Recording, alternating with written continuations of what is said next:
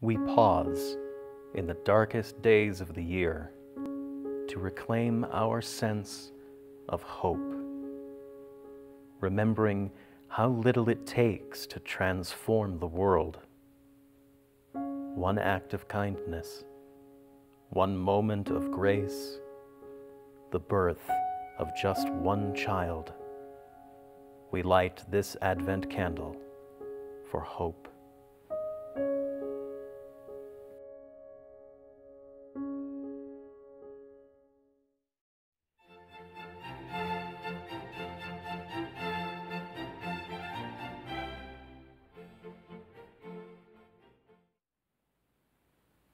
Welcome to online worship for November 29th at the Unitarian Church of Los Alamos. We're Ann Marsh and Wade Wheelock, worship associates. Our minister, the Reverend John Cullinan, has the day off, and we are delighted to introduce our guest speaker, our friend and colleague, the Reverend James Galasinski. James is in his 5th year of settled ministry at the Unitarian Universalist Church of Canton, New York. Before that, he served the First Unitarian Church of Albuquerque for 2 years, where he fell in love with the mesas, the mountains, and the red chile of New Mexico. In addition to being a terrific minister, James is a jazz musician and also enjoys growing tomatoes, writing poetry, and hiking with his wife Ulrika and their 2 sons, Miles and Oscar. Welcome back to Los Alamos, James. As Unitarian Universalists, we honor the inherent worth of every person and the interdependence of all life. We come together to learn from each other, to draw inspiration from many sources, and to work together to build communities of greater justice and compassion. Whoever you are, whomever you love, wherever you are on your journey, you are welcome here. Whether you are visiting us for the first time or have been part of this congregation for several years, may this time set apart help us see the holy in ourselves, in each other, and in the world around us. Again, welcome.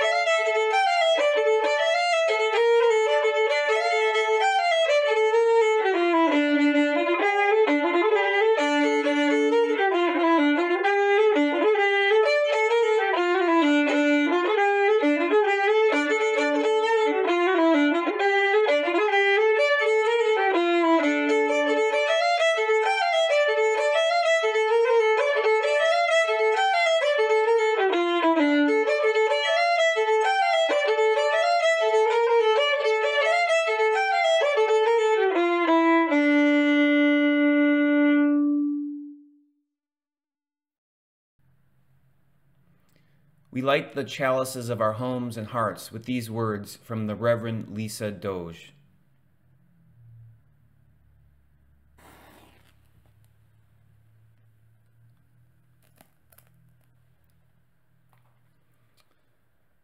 Why a flaming chalice? The question comes.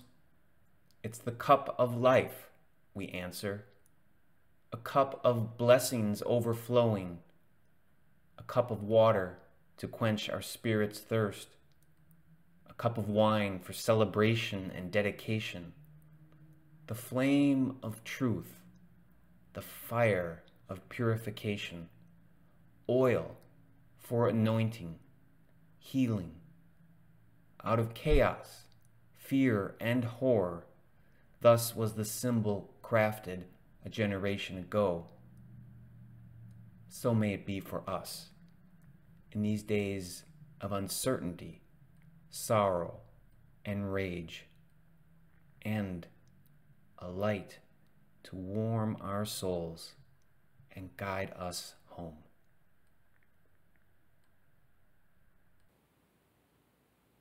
I invite you to join me in speaking the words of our affirmation. Love is the doctrine of this church. The quest for truth is its sacrament, and service is its prayer. To dwell together in peace, to seek knowledge in freedom, to serve life in fellowship, to the end that all souls shall grow in harmony. Thus do we covenant with each and with all.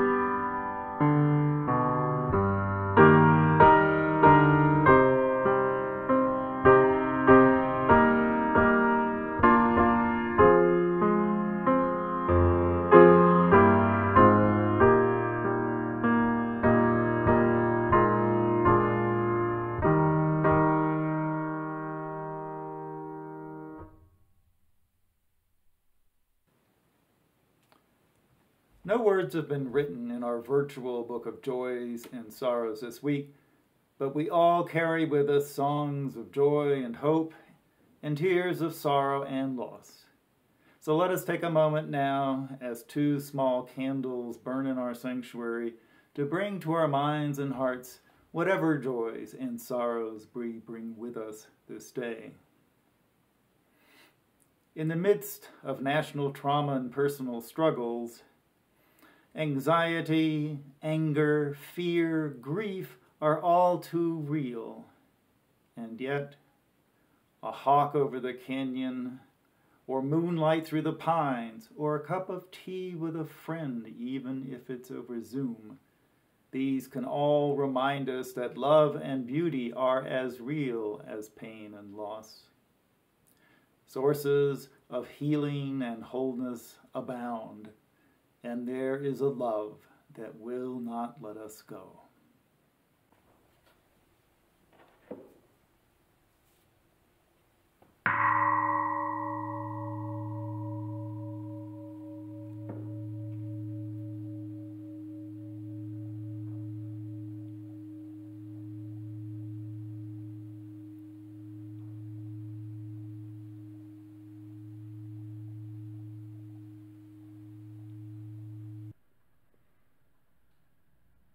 Please join me in the practice of meditation. I invite you to sit comfortably where you are, to feel your feet flat on the ground, and begin to inhale gently. Inhale, again, normally through your nostrils and from the stomach, being mindful that we are doing nothing more than inhaling. I like to sometimes put my hands on my stomach to know that I'm inhaling deeply. And as we exhale, exhale mindfully through your mouth, again, aware that you're doing nothing more than exhaling. So let's try that 5 times.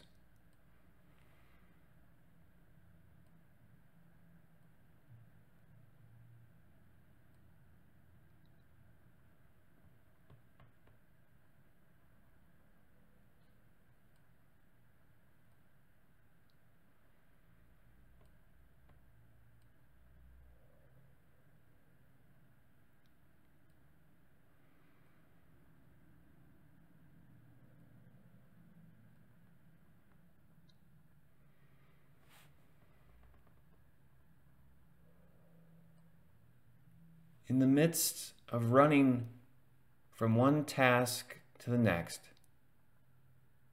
listen to your breath. The breath that reminds you that you could keep running or you could rest and walk and pay attention to the sauntering in front of you. The breath that says living life as if it's a race is no way to truly live. The breath that says, let's slow down now. The breath that says it's okay to let the other runners pass you by, to sit, to take a sip of comfort, a nibble of peace. The longings of our souls are never quite satisfied with a sprint. All that running makes our spirits weary. But in the sitting, in the noticing of our breath, in the meandering, in the center of our breath, we can all absorb the peace available to us in this moment of shared silence.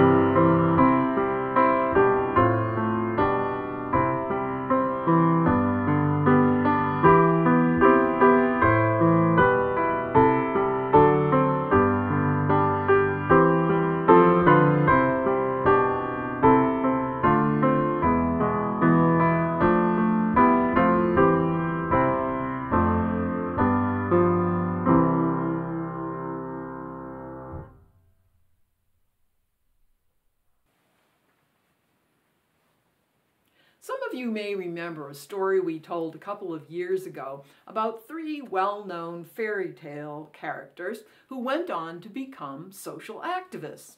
In case you've forgotten, Goldilocks grew up to establish an emergency shelter and build affordable housing so that no other child would have to wander homeless in the woods as she had.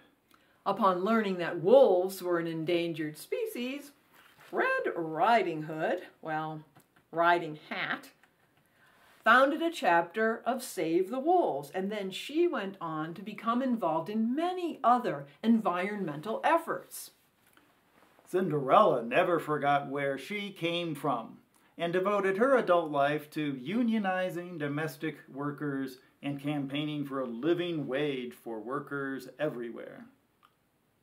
No doubt you're wondering just how these three fairy tale activists feel about our recent presidential election. Well, Red Riding Hood and Cinderella are celebrating. Woo! Cindy, what a relief. I am so looking forward to a new administration undoing all the damage to the environment that's been happening recently. Now we can get back to saving the planet. You said it. My work to increase the minimum wage is now more likely to bear fruit, along with creating a more level playing field for workers. And hey, a woman of color as Veep, wow! I'll drink to that. And taking at least some steps toward racial justice in this land of white supremacy. There's a lot of work to do. I know. But at least I feel some hope. But say, where is Goldilocks? Why isn't she celebrating with us? Don't tell me she voted for the other side. How could she? I know. But Goldie did vote differently than we did. I just can't understand how a compassionate person like Goldilocks could support lies, corruption, and injustice. Well, I can come to no other conclusion than racism. Or perhaps fear and resentment. Maybe we should call her. Ooh, nope and nope. I'm crossing Goldie off my list. Well, gotta go. See you over on the front lines. Well, I mostly feel the same way that Cindy does, but Goldie was our friend. I'm gonna call her. Oh, Red, is that you? I was pretty sure I'd never hear from you again. Well, me too, actually. But I want to understand. You've done such good work with your children's shelters and your affordable housing. How could you vote for greed, lies, and racism? I figured you might label me as a racist. I could label you as a liberal elitist and ask, why have you the right to look down on the rest of us? But labels aren't going to do anything to push us anything but further apart. True. I always want to argue my points, which, after all, are totally correct. But sometimes I just need to be still and listen. If you do want to listen, I'll say that lower taxes and fewer regulations enable me to build more housing. And I like conservative judges, and I don't like too much government. And I feel respected, even though I don't have the education that you and Cindy have. Oh, good grief, Goldie! How could you possibly think... Okay, never mind. I guess we're done. I'm hanging up now. No, wait, don't go. If we hang up hating each other, we're not bringing more love into the world. You're right. Let's not give up on each other quite yet. We won't surrender our highest ideals, but if we keep our hearts open, we may find some connections. I think we've already found one shared value. Let's keep seeking ways to bring more love into the world. Let's keep talking.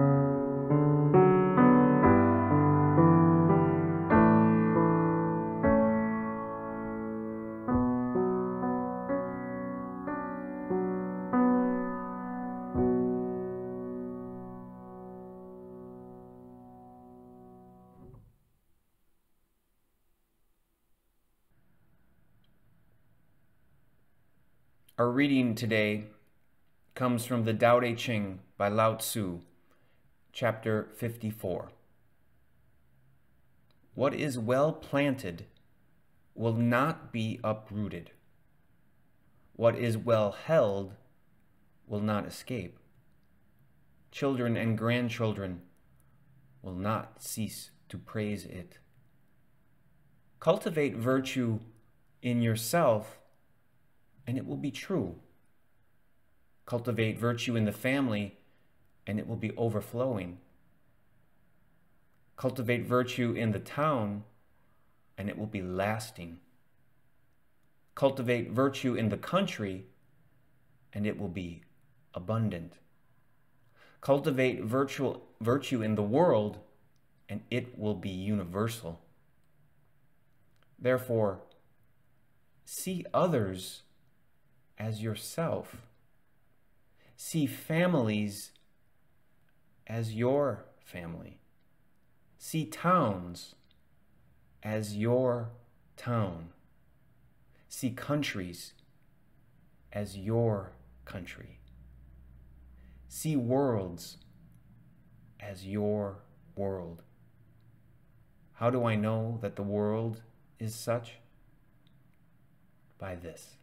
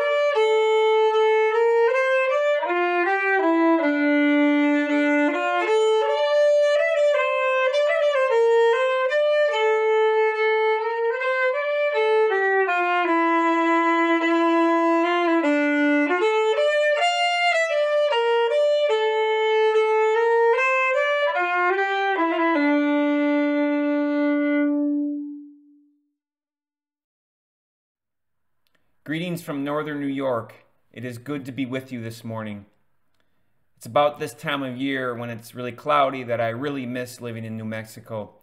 I was a pulpit guest at your congregation twice in the past when you were in the building that you leased. I know this about you. You are blessed with a great DRE, Tina, who I got to know when I lived in Albuquerque. And I will forever remember your talented minister, the Reverend John Cullinan, who gave me the right hand of fellowship at my ordination. Last but not least, I probably would not be here in Canton, New York, if it wasn't for the Reverends Ann Marsh and Wade Wheelock. November 3rd wasn't the big moral wave we expected. Didn't you think more people would vote for an adult person who actually wants to govern? I thought the people who took a chance on Trump in 2016, who wanted to shake things up a bit with a brash businessman, would see the error of their ways. After all, if your doctor acted like Trump, wouldn't you get a new doctor? If your child's teacher acted like Trump, you would talk to the principal and possibly try and get them fired. And if that didn't happen, you would pull your kids out of that school. The following weeks, the past 3 to 4 weeks, have had plenty of drama, sleepless nights, uncertainty, days of queasy stomach, heads that ached, and there were even moments of elation, literal dancing in the streets, maybe even some restored pride in our country with the first female Vice President, Kamala Harris. Yet I'm still shocked in many ways that our country prefers an alternate reality devoid of facts, but full of conspiracy theories. Then, of course, there's been the fact that President Trump is still trying to steal the election. I wonder, though, how we will remember these past 3 to 4 weeks, or this past year. Our memories are far from perfect. Eyewitness reports are not reliable, which is really crazy to think about when our justice system is based on the testimony from eyewitnesses.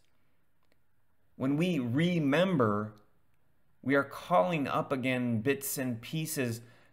Now, most of us get the gist of the matter correctly, but the details are filled in by what most likely happened. I walked to pick up my car at the garage and passed the inspection. That is what we remember. We don't remember crossing the streets if it was cloudy or sunny. We don't remember much of the mundane. All we remember is the important thing, that our car passed the inspection and we can drive it now legally. All subsequent memories are based on that initial remembering. In other words, we remember our reconstructions, not the actual event. Knowing that our memories are not all that great, how will Trump be collectively remembered? Who we are around, our circle of relations, where we get our news from, and the echo chambers we are in, they all matter how someone will be remembered. So Trump will be remembered by Unitarian Universalists differently than, say, a conservative Christian. And over time, we will collectively remember historical figures differently. For example, when I grew up, Christopher Columbus was a hero. Now he's remembered mostly as a murderer and slaver. We may remember Trump as born into wealth, and with a collection of failed businesses, he then reinvented himself as a reality TV star, was elected president. Along the way, he has called Mexican immigrants rapists and criminals. He put a Muslim ban in place, had children in cages, called white nationalists very fine people, separated families at the border. Officials now can't even reunite many of them with their parents. Trump was always more interested in performing than governing. He did not understand the basics of democracy and did not seem interested in learning them either. He was a wannabe dictator who would have been impeached if not for a slim Republican majority in the Senate. Trump demanded loyalty like a gangster and is unempathetic to the loss of human life, as we've seen in this COVID-19 pandemic. Trump believed in the power of positive thinking, though. He thought he could just think this pandemic away. I remember how Trump had peaceful protesters gassed and forcibly removed so he could have a photo op with a Bible in front of a church. I will remember him as a tax cheat, a con artist, a narcissist, the personification of everything that is wrong with our country. Liar in chief, commander in chaos. But I'm not sure these seemingly factual memories will allow me to love and allow me to heal. I have to also remember the 71 million people or so who voted for Trump and remember him as the last bastion of personal freedom and gun rights, who tells it as it is, a great businessman, the least racist person in the room, who has done more for black Americans than anyone since Abraham Lincoln, and the president with the biggest inauguration crowd ever. Not only will each side collectively remember Trump differently, each generation will remember, recall, and reconstruct Trump differently. However, I think if we acknowledge that Americans will remember him differently, perhaps we can heal a little faster. This is the United States of America. This is who we collectively are.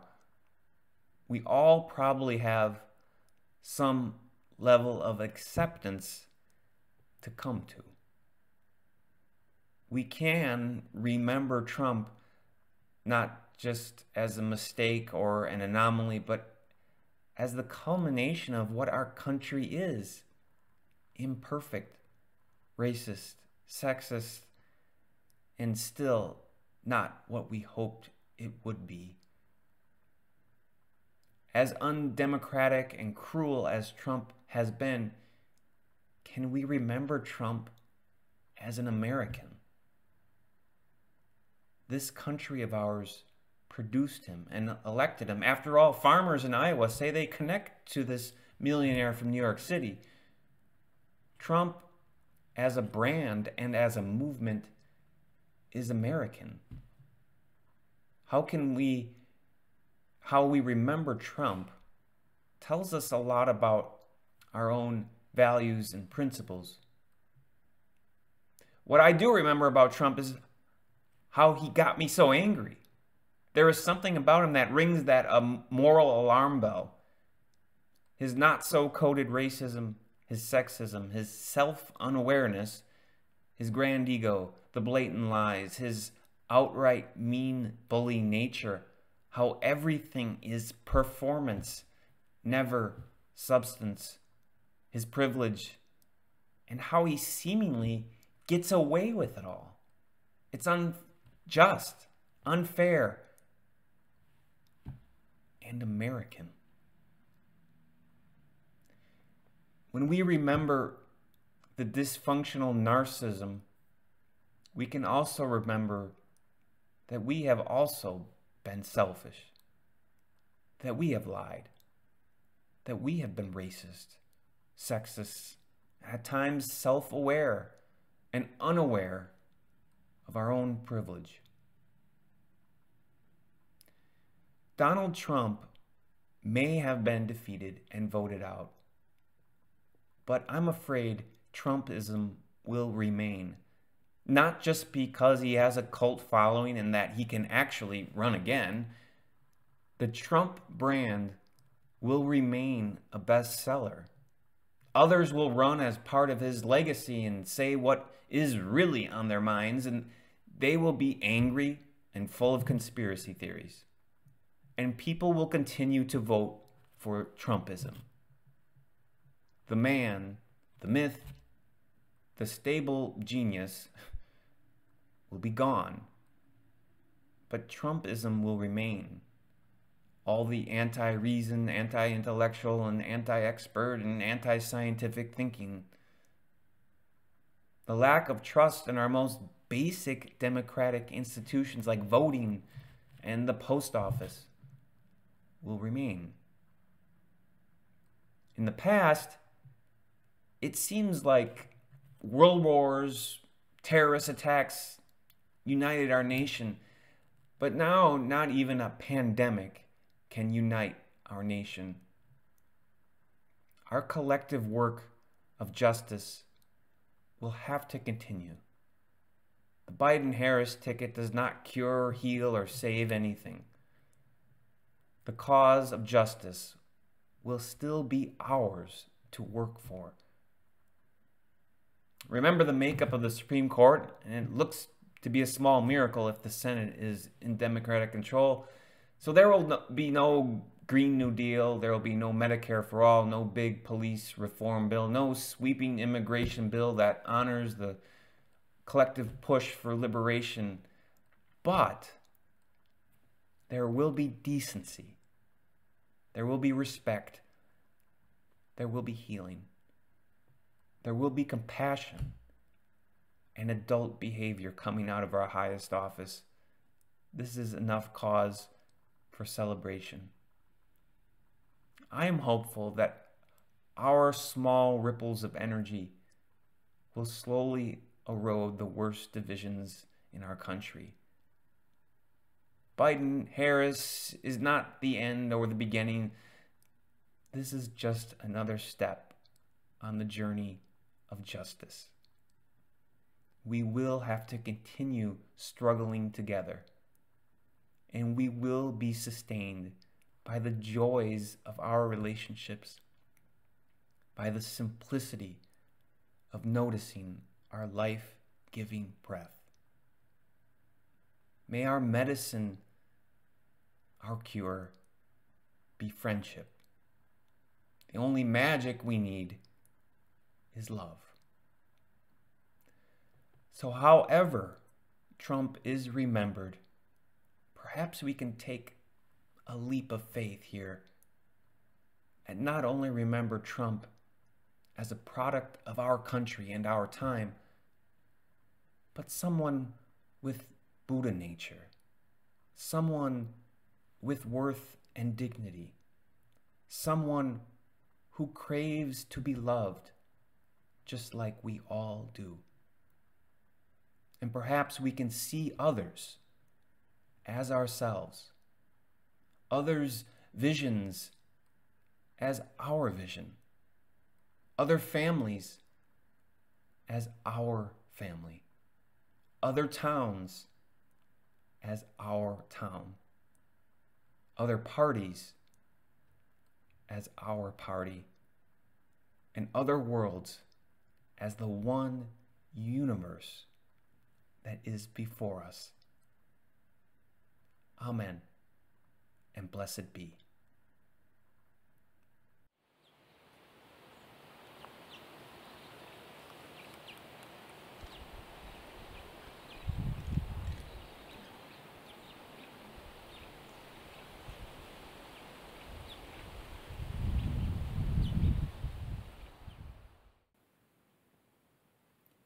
Together, we strengthen our hope that hand in hand and heart to heart, we can create a better world. One step toward building that world is sharing our resources with the wider community through our online offering. During the month of November, all offering funds will be given to the Roadrunner Food Bank, which fights hunger by supplying food to hundreds of food pantries, soup kitchens, shelters, and food banks throughout New Mexico. Please use the Givelify app on your phone or the link on your screen and in the service notes to make your contribution. Thank you for your generosity. May the offertory music lift your spirits, and may what you give bring you joy.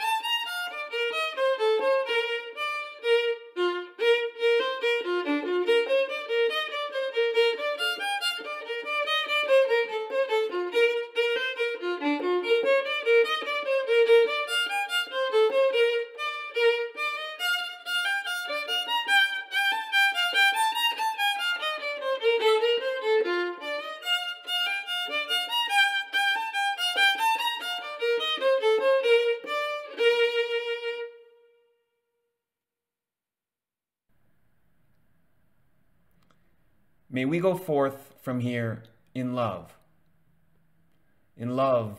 with the life that is before us, in a love that empowers all, a love supreme that spills forth from us, a universal love that recognizes worth and dignity in everyone. Go forth in this love that surpasses all understanding.